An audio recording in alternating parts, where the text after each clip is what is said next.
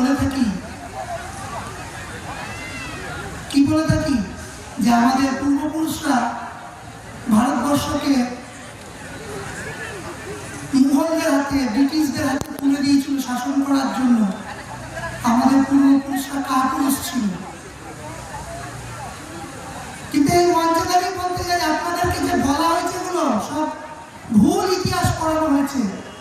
কারণ আমাদের পাশ্চাত্য যে কালচার আমাদের উপর হাবি হচ্ছে, তার কারণটা কি জানেন তো? তার কারণটা একটা ছোট্ট লাইন বলছি, জঙ্গল জঙ্গল ভুল রাহা হ্যায় মিট। অর্থাৎ কি, জঙ্গল জঙ্গল হরিণ খুঁজে বেড়াচ্ছে কি, জঙ্গল জঙ্গল ভুল রাহা হ্যায় মিট আপনি কস্তুরি কো। কি খুঁজছে? নিজের কস্তুরি। কস্তুরি কি? হরিণের নাভি। হরিণের নাভিতে খুব ভালো সুগন্ধ বেরোয়,